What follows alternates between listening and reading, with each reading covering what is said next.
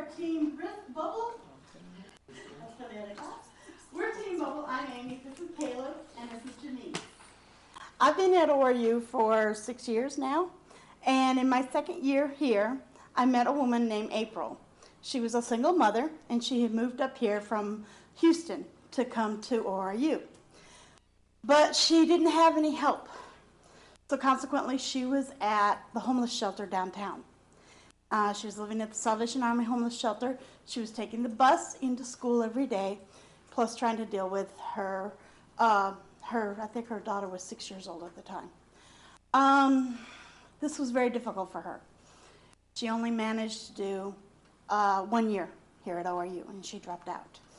So we wondered how we could fix this problem, so that leads us to our management decision. Should ORU provide family housing? In determining this, we want to know if non-traditional students would live in ORU's housing community. So our target market is going to be our family unit. Those are students who have families currently attending ORU. And then our distance learning students, those who choose to get their degree online. And then our commuter students, those who work, most of them work full-time and then choose to come to in-class sessions here at ORU. And then our graduate students, which can include any of these other three categories. So what are we measuring? Well, from our target market, we will be looking at the age, the marital status of these students, analyzing data, and their willingness to live in family housing. Our method, we're looking at interviewing one-on-one in-person interviews with long-standing faculty here at ORU. We've already been speaking with Dr. Tim Philly, Dr. Cal Easterling, and Dr. David Dyson, and there are a few other faculty that we want to speak with and interview one-on-one.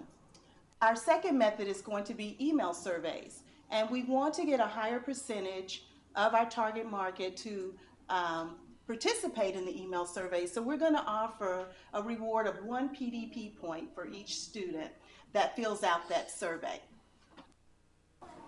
All right, we're going to go ahead and take a look at our questionnaire design. We did want to keep our questions very simple, easy to answer, and it's actually more of a short survey. It's only 10 questions, but we believe that it's going to give us a feel for the population and for their feel towards what we want. And so you can see, I don't know if do you have our survey right in front of you right now? We do preface our survey with, we're gathering this information to determine if students are willing to live on campus for ORU or in ORU apartments. And so our first question is, what is your current status as a student? And they can mark all that apply here, because some things are going to apply more than one. Somebody could be an international student. They could also be a graduate and a commuter all in one thing. So mark all that apply. Are you married? And that's going to show a little bit of the demographic of the students that are attending here and that are married, that maybe, man, I wish I would have had the opportunity for my spouse to live on campus with me or to have them with me.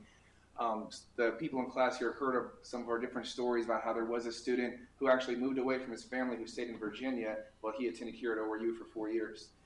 And so we want to know what is their gender, how old they are, and the number of children that they have. All of these things we're going to factor together to find out, okay, who are we looking at here and how are they answering these questions? Where do you currently live, and are you satisfied with your living facilities? Number 8 is probably one of our most important questions here, and this gets straight to the point. If ORU provided apartments, would you live in them? And so this, we're going to be able to measure against all the other information that we found to find out, okay, does this have to do with, are they parents or not parents?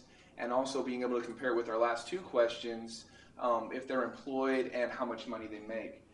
Maybe people who make a lot of money, maybe they wouldn't be interested in living on the campus, but people who don't make as much, maybe they would be more interested, or vice versa. So we believe that we could take all of these questions, kind of combine them together with that question number 8, and see how did all these other factors influence their number 8 question. Thus, we're analyzing the data. We want to, like I was just saying, we're just going to compare it all to pretty much question number 8 and see what demographics affect that. Thank you very much. Any questions?